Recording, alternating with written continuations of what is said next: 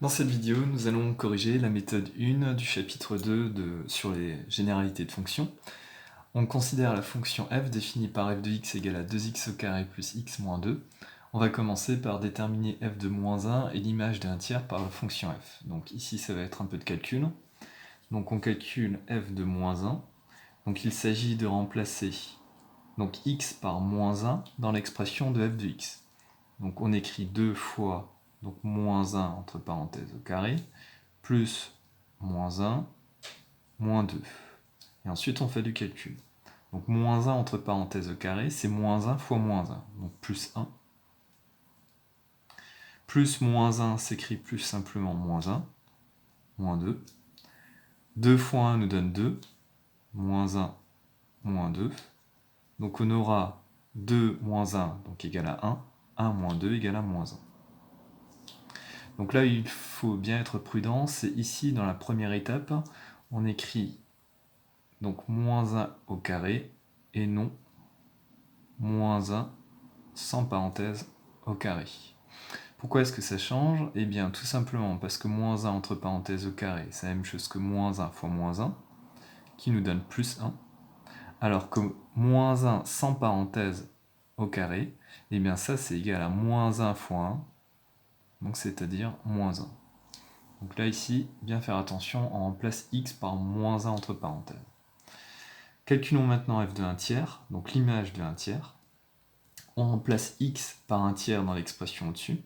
Donc on aura 2 fois, entre parenthèses, 1 tiers au carré, plus 1 tiers, moins 2.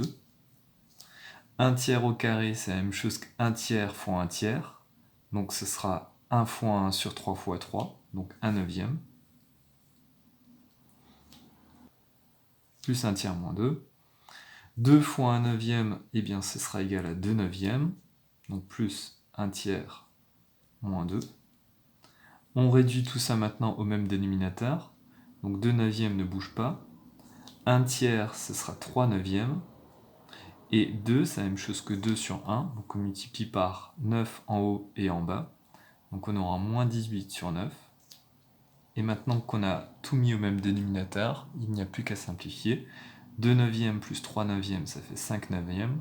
5 neuvièmes moins 18 neuvièmes, ça fera moins 13 neuvièmes. Faisons maintenant le tableau de valeur de la fonction f sur l'intervalle moins 3, 2. Donc en première ligne, on place x, en deuxième ligne, on place f de x. Donc il s'agit maintenant de compléter les images de chacun de ces nombres. Donc f de moins 1, on l'a déjà fait, ça nous donne moins 1. Et on complète les autres valeurs soit par le calcul rapide, soit avec la calculatrice. Donc on peut le faire rapidement pour 0. En remplaçant x par 0, on aura 0 au carré fois 2, donc 0, plus 0, 0, moins 2, il nous restera moins 2. On peut le faire aussi pour 1. 1 au carré donne 1, 2 fois 1 donne 2, 2 plus 1, 3, 3 moins 2, 1, etc. pour les autres valeurs. Voilà, on obtient notre tableau de valeurs. Avec ce tableau de valeurs, on va maintenant pouvoir donc, placer ces points et tracer le graphique, ce qui est l'objet de la question 3.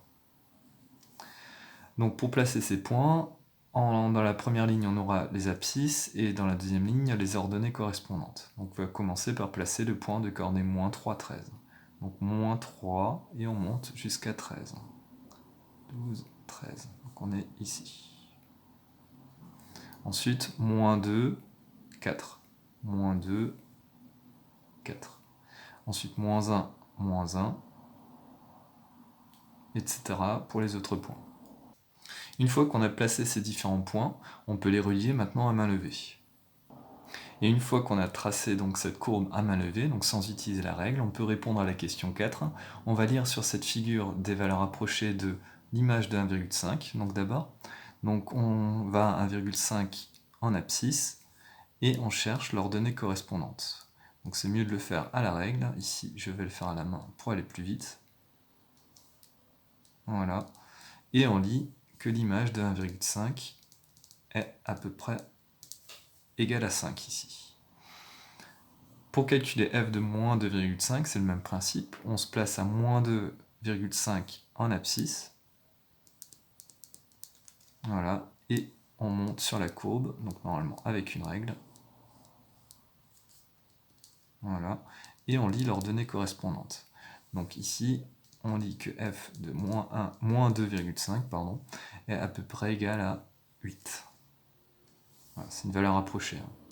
Et enfin, dernière question, on veut lire les antécédents de 6. Donc cette fois-ci, pour lire les antécédents, on se place sur l'axe des ordonnées. Donc on se place ici, et on trace une droite horizontale. Et cette fois-ci, on va lire les abscisses de ces points. Donc de nouveau, ce seront des valeurs approchées. Voilà. Donc pour le premier point, celui de droite, on aurait à peu près 1,75. Et puis pour le point de gauche, donc en utilisant la règle normalement, on aurait à peu près moins 2,25. Donc les antécédents sont moins 2,25 et 1,75.